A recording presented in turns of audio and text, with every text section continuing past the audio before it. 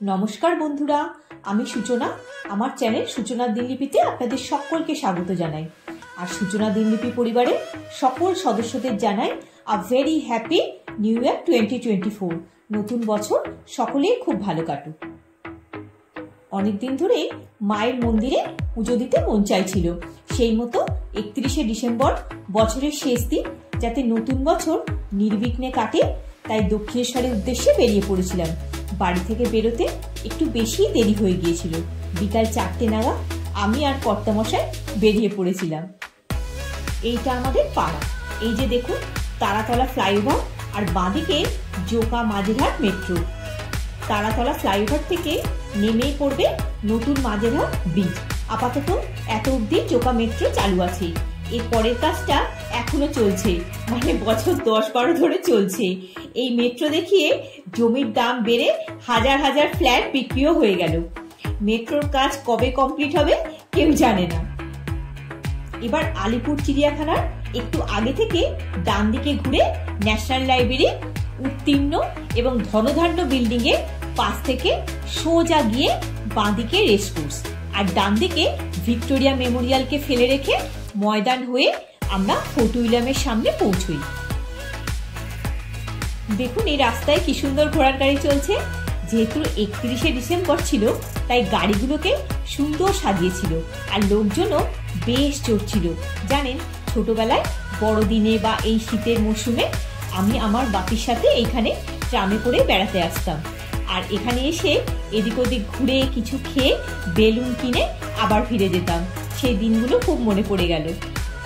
দেখুন, এই এক সমস্যা, কলকাতার ট্রাফিকের কি অবস্থা। হঠাৎ করে যে যেখান থেকে পারছে গাড়ি ঢুকিয়ে দিচ্ছে। এইভাবে গেলে না সত্যিই বিরক্ত লাগে। ফোর্ট উইলিয়াম ক্রস করে রেড রোড ধরে আমরা এসপ্ল্যানেড পৌঁছালাম। এই সেই বিখ্যাত ব্রিটিশদের বানানো এসপ্ল্যানেড ম্যানশন।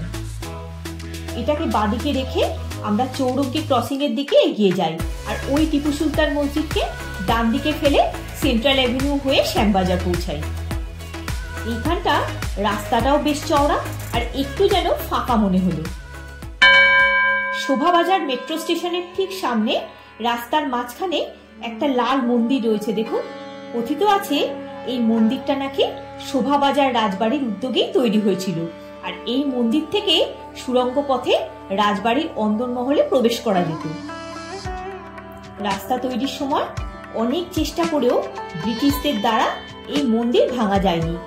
অনেক মজুর নাকি মন্দির ভাঙতে গিয়ে মুখে রক্ত উঠে মারা যায়। তাহলেই বুঝুন এই মন্দিরের কি মহিমা। আসলে কি বলুন তো, পুরো কলকাতারই পরতে পরতে রয়েছে নানান ইতিহাস, যা বলে শেষ করা যাবে না। এর কিছুটা পরে সোজা গেলে গিরিশ অ্যাভিনিউর ওপর নাট্যকার গিরিশ ঘোষের বাড়ি গিরিশ ভবন। এই উত্তর কলকাতার উপর দিয়ে গেলে সাবেকি কলকাতাকে খুঁজে পাওয়া যায়। পুরনো দিনের বাড়ি, রাস্তাঘাট যেন কত ইতিহাসের সাক্ষী হয়ে রয়েছে। এবার চিৎপুর ব্রিজ ক্রস করে একটু এগিয়ে আমরা সোজা গিয়ে বিখ্যাত ব্যারাকপুর ট্রাঙ্ক রোডের উপর উঠলাম। যতবারই এই রাস্তা দিয়ে যাই যেন নতুন লাগে। সোজা এগিয়ে গিয়ে ডানলপ ক্রসিং এ পৌঁছাবো আর রাস্তাটা সোজা চলে যাচ্ছে ব্যারাকপুরের দিকে, কিন্তু আমরা বাদিক ধরে যাব দক্ষিণেশ্বরের উদ্দেশ্যে। এই যে ফ্লাইওভারটা দেখছেন, এর বাদিক দিয়ে চলে যাব। দেখুন, অলরেডি মন্দিরে যাবার ভিড় শুরু হয়ে গেছে।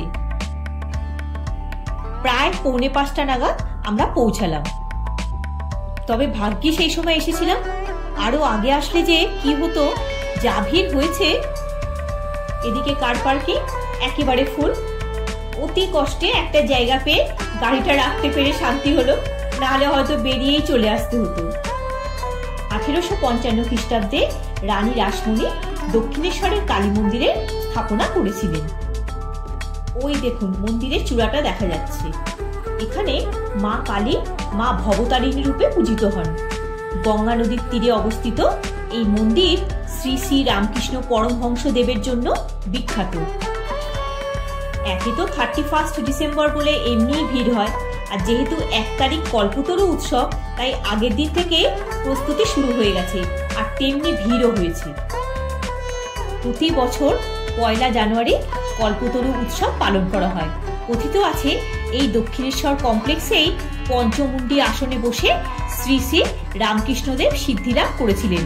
আর সেই দিনটাকে উল্লেখ করে প্রতি বছর কল্পতরু উৎসব পালন করা হয় আর হাজার হাজার দর্শনার্থীর সমাগম হয়। যেহেতু মন্দিরের প্রিমাইসিসের মধ্যে ক্যামেরা ফোন নিয়ে যাওয়া নিষিদ্ধ, তাই দিনের আলো থাকতে থাকতে প্রথমে মা সারদা মন্দির, প্রজ্ঞানন্দ লাইব্রেরি, রানী রাসমণি ভবন, রামকৃষ্ণ পরমহংসদেবের শয়নকক্ষ দেখে গঙ্গার ঘাটে আমরা পৌঁছই। এই দিক দিয়ে সোজা গিয়ে গঙ্গার ঘাট। তখন প্রায় সন্ধে হব। শান্ত স্নিগ্ধ মা গঙ্গা দর্শন করলাম। আর ওই যে পাশে বালি ব্রিজ, কলকাতার সাথে হুগলি জেলার সংযোগ স্থাপনের এক গুরুত্বপূর্ণ মাধ্যম। এই ব্রিজের উপর দিয়ে গাড়ির সাথে ট্রেনও চলাচল করে। ব্রিজের উপরের আলোগুলো যেন তারার মতো ঝিকমিক করছে। গঙ্গা জল মাথায় ছিটিয়ে প্রণাম করে পরম শান্তি পেলাম। গঙ্গা নদীকে এখানে অনেকে হুগলি নদী বলেও ডাকেন। নদীপথ ছাড়াও ওই ব্রিজ দিয়ে বেলুড় মঠও যাওয়া যায়। যেহেতু রাত হয়ে যাবে, তাই আমরা সেদিন বেলুড় মঠের উদ্দেশ্যে আর যাইনি। এটা হলো শ্রী শ্রী রামকৃষ্ণদেবের থাকার ঘর।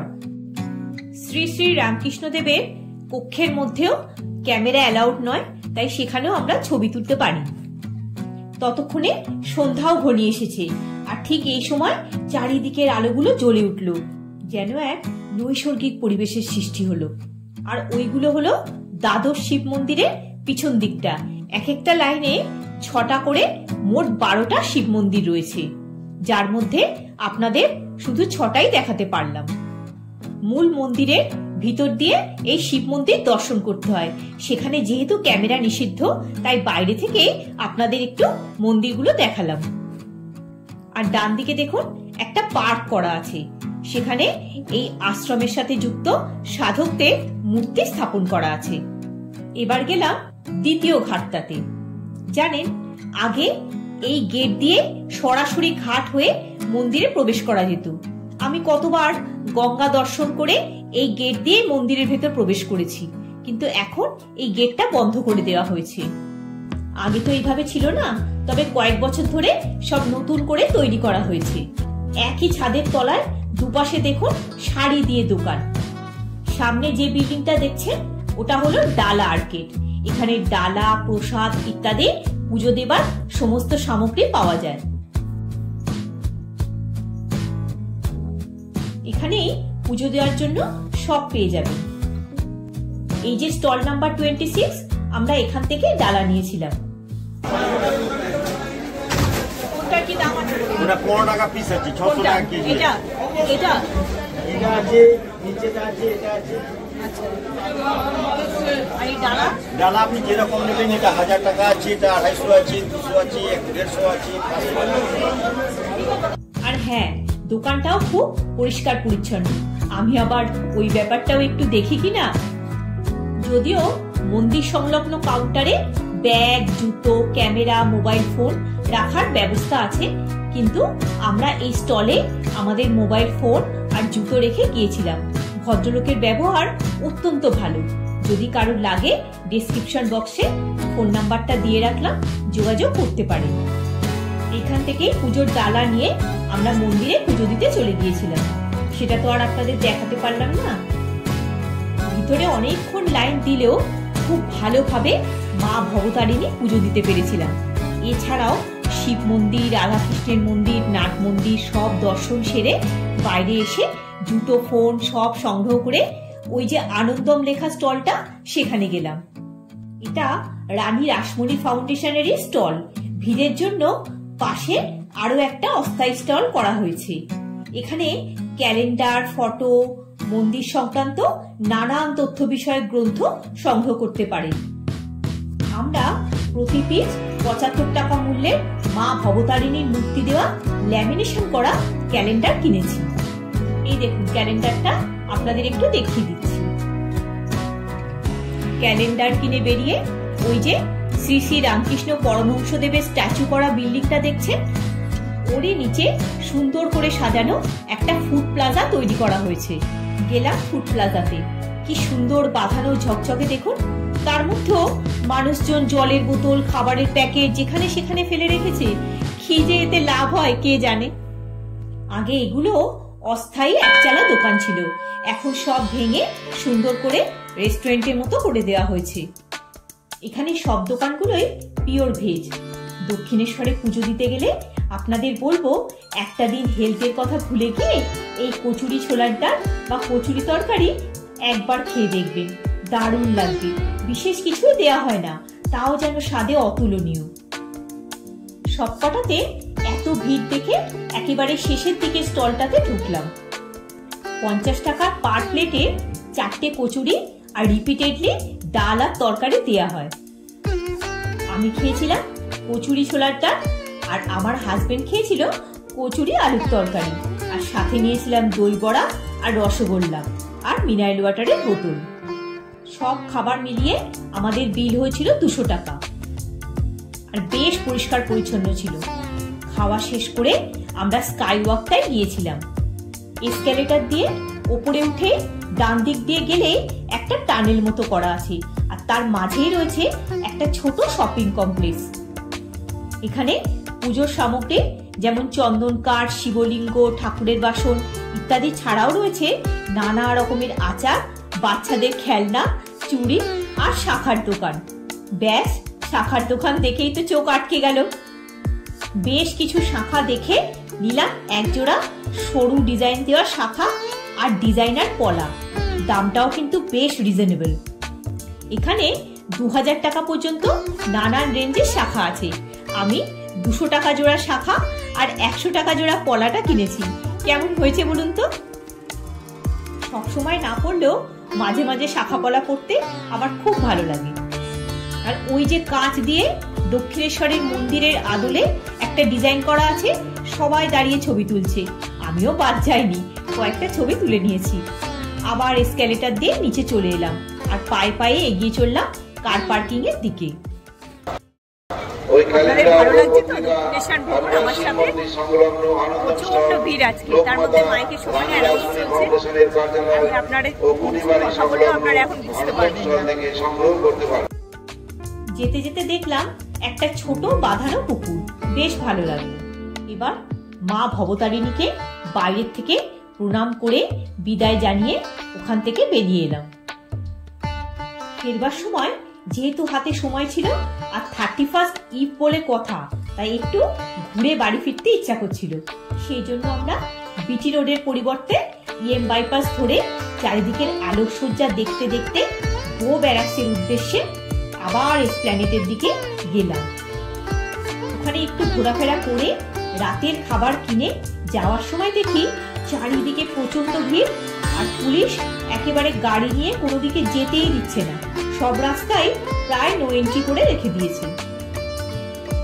অন্তত পার্ক স্ট্রিটের আলোকসজ্জাটা দেখার খুব ইচ্ছা হচ্ছিল, কিন্তু পুলিশ এক প্রকার জোর করে চৌরঙ্গি ফ্লাইওভারে উঠিয়ে দিল। ব্যাস, আর যাওয়া হলো না, রাতও হয়ে গেছিল, তাই বাড়ির উদ্দেশ্যে এগিয়ে চললাম। তবে নিরাশ হয়নি, এখানেও প্রচুর আলো দিয়ে সাজানো ছিল। দেখতে দেখতে বাড়ি ফিরতে ফিরতে পুরনো বছরকে বিদায় জানিয়ে আমরাও এগিয়ে চললাম নতুন বছরের উদ্দেশ্যে। আজ তাহলে এই পর্যন্তই। ভিডিওটা যদি ভালো লেগে থাকে একটা লাইক দিয়ে চ্যানেলটা সাবস্ক্রাইব করে পাশে থাকার অনুরোধ রইল। সবাই খুব ভালো থাকবে, সুস্থ থাকবে। দেখা হচ্ছে পরের একটি পর্বে। ধন্যবাদ।